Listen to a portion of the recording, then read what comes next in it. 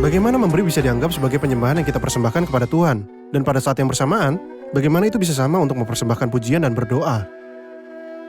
Bagaimana memberi benar-benar dianggap sebagai sebuah korban? Bagaimana seseorang yang memberi sejumlah uang, bahkan jika jumlahnya kecil, bisa disamakan dengan seorang yang memuji dan seorang yang berdoa?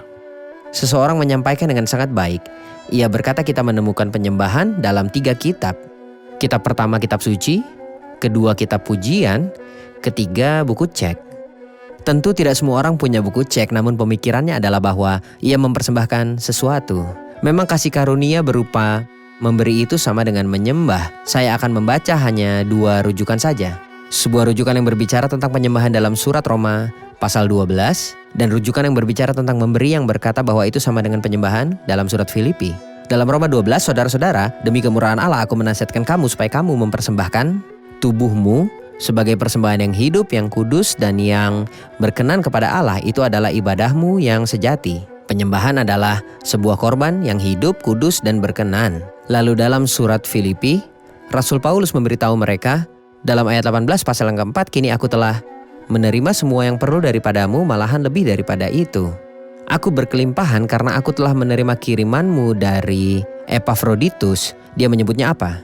Suatu persembahan yang harum, suatu korban yang disukai dan yang berkenan kepada Allah. Kata-kata yang sama yang ia katakan tentang penyembahan, ia katakan tentang persembahan yang mereka persembahkan.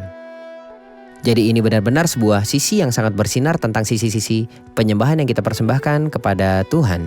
Juga dalam surat Ibrani pasal yang ke-13, ia berkata dengan perkataan yang sangat baik, terkait juga dengan penyembahan dan persembahkan persembahan material. Ia berkata dalam Ibrani pasal 13 ayat 15, oleh Dia, yaitu melalui Kristus, senantiasa persembahkan korban syukur kepada Allah, yaitu ucapan bibir yang memuliakan namanya. Kita telah melihat sekarang dalam Roma 12 bahwa kita harus mempersembahkan tubuh kita sebagai suatu korban persembahan. Dan di sini dalam Ibrani 13 ayat 15, korban pujian, dan ia berkata dalam Ibrani 13 ayat 16, dan janganlah kamu lupa berbuat baik dan Melakukan yang baik. memberi bantuan. Sebab korban-korban yang demikianlah. Bukan sebuah korban. Ia tidak berkata satu korban. Benar. Sebab korban-korban yang demikianlah yang berkenan, kepada Allah. Walaupun pastinya memuji itu menyenangkan Allah, tapi ia berkata sebab korban-korban yang demikianlah yang berkenan kepada Allah. Seorang penafsir mengatakan sebuah komentar yang baik. Ia berkata bahwa ia tidak mengatakan jangan lupakan korban pujian, Tidak karena seorang pun melupakannya. Namun ia berkata jangan lalai melakukan yang baik dan bagikan apa yang Anda miliki, karena inilah korban yang dilupakan. Terkadang kita sengaja melupakannya.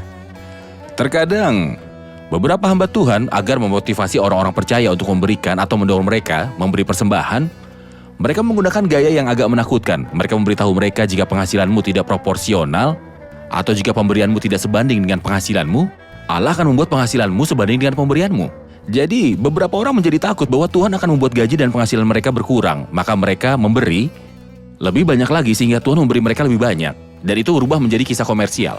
Jika seseorang memberi dengan gaya atau sikap hati seperti ini, dapatkah ini menjadi sebuah pemberian yang berkenan dan menjadi korban yang menyenangkan hati Tuhan? Dapatkah seorang persembahkan pujian atau tubuhnya sebagai sebuah korban karena ia takut dengan Tuhan?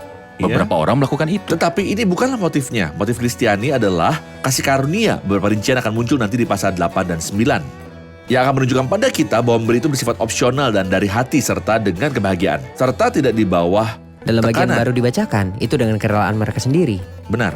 Ia tidak menekan atau menakuti dengan berkata, Tuhan akan ambil apa yang kamu tidak berikan kepadanya. Benar. Kita harus tahu bahwa pemberian ini berkontribusi pada pekerjaan Tuhan. Pemberian ini memenuhi kebutuhan-kebutuhan orang-orang kudus. Saudara Muin, Anda bertanggung jawab untuk sebuah pelayanan antara para janda dan orang miskin. Dan Anda mengalami bagaimana memberi memuaskan kebutuhan-kebutuhan banyak keluarga. Persembahan-persembahan ini menghidupkan mereka. Jadi memberi berkontribusi pada pekerjaan Tuhan dan menyebarkan firman. Dalam membangun gereja dan menyelamatkan jiwa, memuaskan kebutuhan-kebutuhan orang kudus serta memuliakan Tuhan. Bayangkan jika orang-orang percaya menutup dompet dan hati mereka.